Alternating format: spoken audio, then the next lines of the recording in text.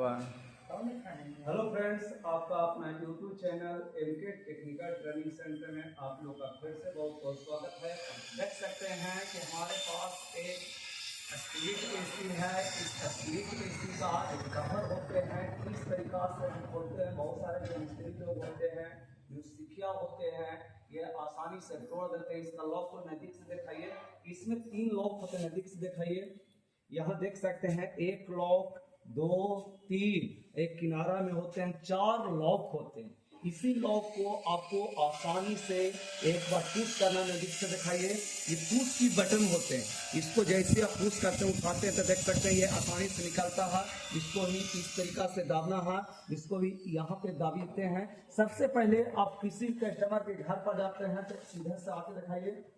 तो इसको इस तरीका से हम क्या करेंगे कि सबसे पहले उठाएंगे इसको इस तरीका से। ढक्कन एसी लगल है, कोई भी दीवार पर एसी जब खींचते हैं इसको यहाँ पर देख सकते हैं दोनों जो किनारा होते हैं, थोड़ा सा कटिंग वाला जो भाग होते हैं, इसको क्या करेंगे, इससे उठावेंगे, यहाँ से उठ जाएगा। ये हम वायर को खोल कर रखे हैं क्योंकि इसके अंदर एक डिस्प्ले होते हैं। यही जो डिस्प्ले होते हैं जो शो करता है कि रूम का टेम्परेचर कितना है। इसके बाद इसके अंदर देख सकते हैं कि 2 फिल्टर फ्रंट लिखा हुआ दिखा सकते हैं। ये फ्रंट होते हैं। इस फिल्टर का काम है गंदगी को छानकर एवोरेटर में भेजना, हवा को।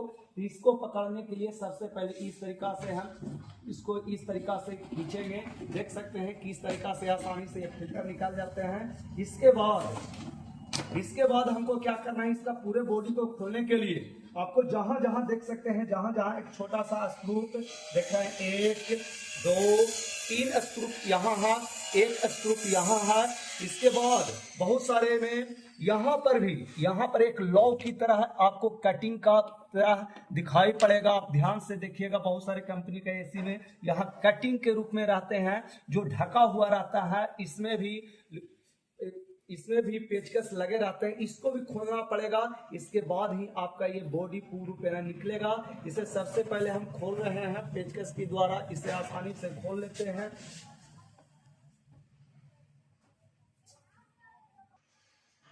देख सकते हैं पूरे स्क्रू नट को देख रहे हैं, हम अपने हाथ में रख लिए हैं, पूरी तरह खोल दिए हैं। इसे खोलने के लिए आपको क्या करना है कि इस तरीका से कोई भी एसी आपकी दीवार पर फिट किया हुआ रहता, सबसे पहले आपका जो एसी रहता है, एसी आपको किसी ऊंचे स्थान पर चढ़ा जाना चाहिए। आपका एसी से उतना आपको मूड़ी जो ये जो सिस्टम देख रहे हैं, आपका चेस्ट देख रहे हैं, इससे आपका काम 1 फीट ऊंचा आपका सिर होना चाहिए। इसे सबसे पहले इस तरीका से हम देख रहे हैं कि जैसे ही इसको दबाते हैं, देख रहे हैं किस तरीका से इसमें दबाया जाता है। यदि नहीं दबता है तो आप पेचकस का भी प्रयोग कर सकते हैं, या इसको इस तरीका से यदि आप दबा के कोशिश करते हैं तो यह आसानी से निकल जाता है। निकलने के बाद ये दीवार पर इस तरीका से टंगा हुआ रहता है। इसके बाद आपको सबसे बड़ी प्रॉब्लम यहाँ पर आगे दिखाइए।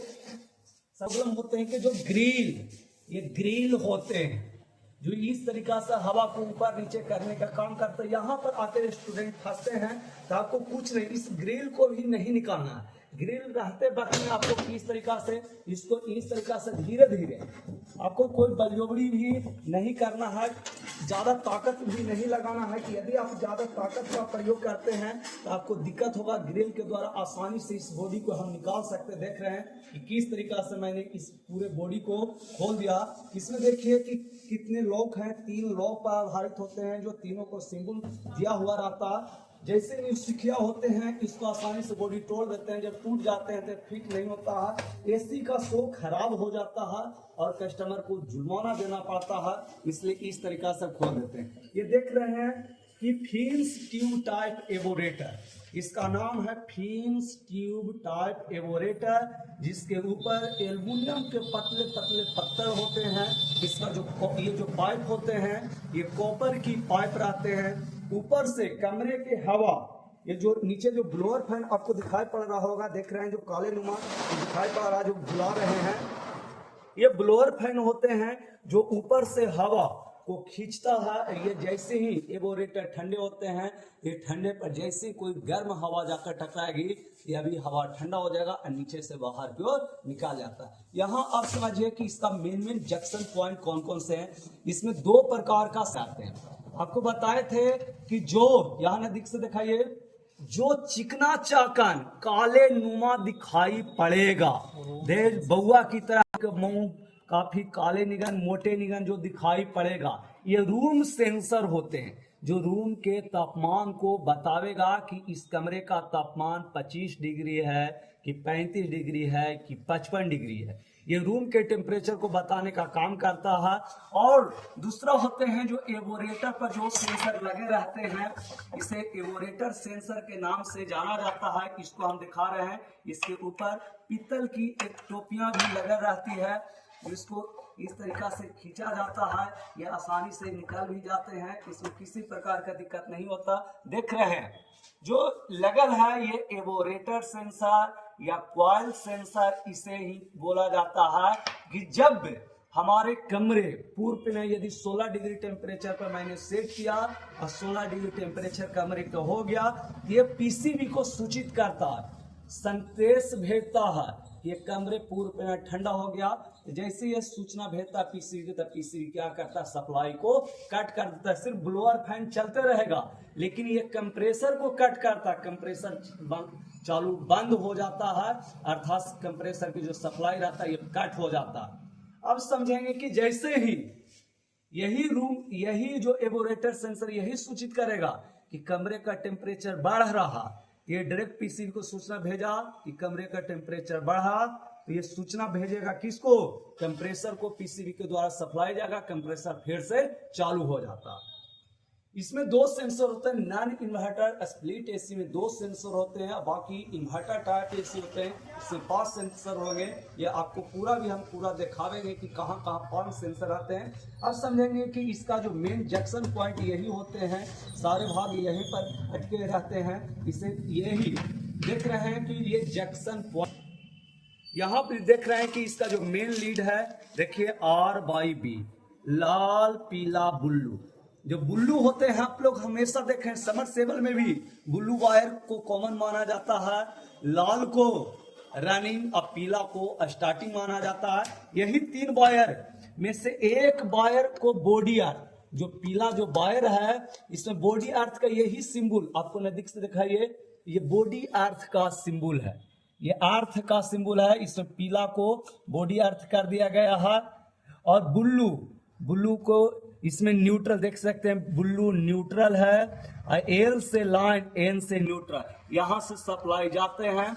यहां से सप्लाई कहां के लिए जाएगा, आउटडोर।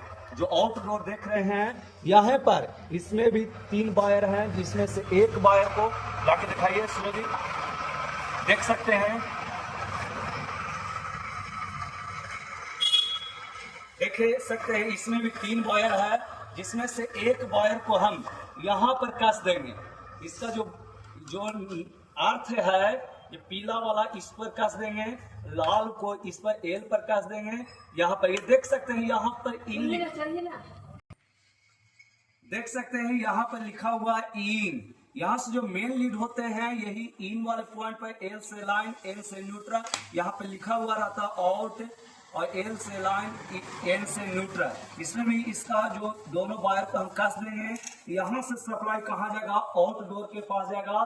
जैसे हम सप्लाई देंगे तो हमारा आउटडोर भी चालू हो जाएगा। अब समझेंगे कि इसका पूरा फंक्शन कहाँ पे रहता है। ये देख सकते हैं छोटा सा जो वायर होते हैं, ये स्विंग मोटर का सिस्टम होते हैं, यही स्विंग मोटर होते हैं। इसका जो टोटल जो भाग होते हैं, इसको इस तरीका से हम यहाँ पर देखिए, यहाँ पर लॉक पर आधारित होगा, इसको इस तरीका से हम पुश करेंगे, ये निकाल जाता है। ये जो कटिंग जो भाग होते हैं, यहाँ से इसका पूरे डायग्राम यहाँ पर दिया हुआ रहता है, जो पूरे जो क्या क्या चीज रहता लगा, ये टोटल चीज। इसका एरर कोड अब ध्यान से देखने की बात है कि error code, error single in the display पर कौन कौन से कोड दिखाई पड़ेगा, तो हम क्या समझेंगे।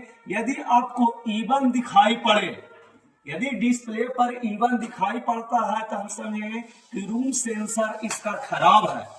रूम सेंसर जैसी खराब होगा तो डिस्प्ले पर क्या सूचित करेगा, इवन दिखाई पड़ा, तो हमको जैसी कस्टमर के घर पर हम जाते हैं, इवन दिखाई पड़ता है तो कुछ ज्यादा नहीं करना, हमको रूम सेंसर इसको खोलना है, इसी का जैक के आधारित जो रहेगा इसको लगा देना, हमारा सिस्टम सही होगा। यदि E2 दिखाई पड़े तो इवोरेटर सेंसर एरर। इवोरेटर जो होते हैं, इवोरेटर सेंसर एरर खराब रहेगा। देख रहे हैं इवोरेटर सेंसर जो वो है ये खराब रहेगा तो E2 दिखाई पड़ेगा।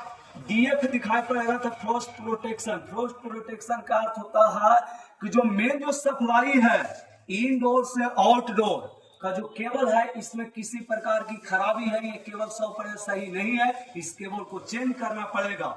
और देख रहे हैं H6/E5 दिखाई पड़े तो IDE फैन मोटर प्रोटेक्शन, अर्थात इसका जो फैन मोटर है इस प्रकार का यदि एरर कोड H6/E5 दिखाई पड़े तो आउटडोर का जो फैन मोटर है खराब माना जाएगा। हमको कुछ ज्यादा नहीं खोलना, जब भी आपको जाना है आउटडोर का फैन को चेक करें, ये खराब रहेगा तभी ये सूचित करेगा।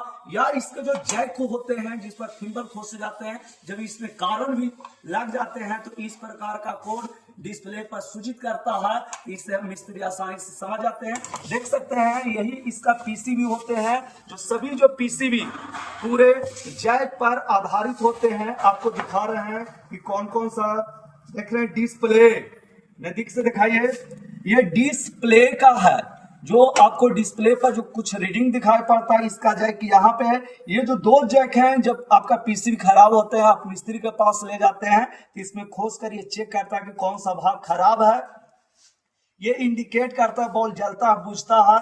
इसके बाद आपको दिखा रहे हैं ये फैन मोटर, ये ब्लोअर फैन मोटर का है, जो देख रहे हैं ब्लोअर फैन मोटर से 5 वायर निकले रहते हैं, हाई लो मीडियम 3 स्पीड का ये ब्लोअर फैन होते हैं। यहाँ पे नजदीक से दिखाइए, ये सारी चीज लिखल है, फैन मोटर का ये कोड है। ये देखिए रूम सेंसर, यहाँ पे नजदीक से दिखाइए रूम, ये रूम सेंसर का जैक है, एगो है क्वाइल का अर्थात एवोरेटर का जैक है। आपको बताया था कि रूम सेंसर और एवोरेटर सेंसर को कैसे चेक करेंगे। इसको सबसे पहले आपको मल्टीमीटर को 20 किलो ओम पर सेट करना है। इसका पॉइंट पर सटावेंगे तो कुछ रीडिंग यदि शो करता है तो हम समझेंगे कि यह सही है। और इसको भी और रूम सेंसर को भी अपने हाथ पर लगा के देखेंगे तो इसका रीडिंग बढ़ता है कि घट रहा है कि नहीं। यदि बढ़ रहा घट रहा तो सही माना जाएगा, यदि नहीं बढ़ रहा घट रहा ये खराब माना जाएगा। और ये इसमें यदि सप्लाई चेक करेंगे इनडोर से आउटडोर सप्लाई जा रहा है कि नहीं, 1 मिनट आपको इंतजार करना पड़ते हैं। जब न्यू मिस्त्री बनते हैं तो डायरेक्ट चेक करता है कि सप्लाई नहीं गया, तुरंत ट्रिप हो गया तो आपको इंतजार, इसे चेक करने के लिए आपको 100 वाट के बल्ब को लगा के यहाँ जला के देखना है कि यदि आपका टेस्टर पूरे पे न जल जाएगा, सप्लाई ना भी जाएगा थोड़ा माना जाएगा तभी जल जाएगा, लेकिन 100 वाट का बॉल लगा के एक लाइन पर और दूसरा एम पर लगा के सटा कर चेक करते हैं। यदि बॉल जल जाता है कि सप्लाई इनडोर से आउटडोर जा रहा है। जो भी समस्या रहेगा तो इसमें समस्या आता है तो मैंने बहुत दिनों से काम कर रहा हूँ और बच्चों को भी सिखा रहा हूँ, तो हम देखते हैं कि इसका कोई ना कोई कंपोनेंट जला हुआ दिखाई पड़ेगा। जैसे ही कंपोनेंट दिखाई पड़ता है तो सारे जैक को खोल लेंगे और इस पीसीबी को निकालेंगे। देख रहे हैं पीसीबी को निकालने के लिए ये लॉक होते हैं, जिस प्रकार फ्रिज में लॉक होते हैं पीसीबी को कैसे लॉक पर आधारित रहता है, इसको इस तरह का सटा के इस पीसीबी को हम बाहर निकाल कर रिपेयरिंग पीसीबी रिपेयरिंग वाले यहाँ के ले जाएंगे, ये बना देगा, ला के सेट कर देगा, हमारा सिस्टम सही हो जाएगा। नॉन इन्वर्टर में 3 प्रकार के एरर कोड होते हैं, लेकिन इन्वर्टर टाइप जो स्प्लिट एसी होते हैं इसमें बहुत सारे एरर कोड होते हैं। अपना मन से कुछ नहीं करना पड़ता है, आप खोलिए क्या डिस्प्ले पर सूचित कर रहा है इसके अनुसार ही आपको काम करना है। लेकिन गैस भरने की प्रक्रिया सबका एक ही है, गैस लो करने का सभी प्रक्रिया एक ही है, इंस्टॉलेशन करने का सभी का प्रक्रिया एक है, लेकिन मशीन की चेकिंग थोड़ा सा चेंजिंग हो जाते हैं क्योंकि इसका इन्वर्टर टाइप रहते हैं, पूरे डीसी रहते हैं। इसलिए यदि जिन बच्चों के यदि इलेक्ट्रिक का काम सीखना चाहते हैं तो एक बार एमके टेक्निकल ट्रेनिंग सेंटर में आकर सभी प्रकार के इलेक्ट्रिक का काम सीखें। वीडियो देखने के लिए बहुत बहुत धन्यवाद।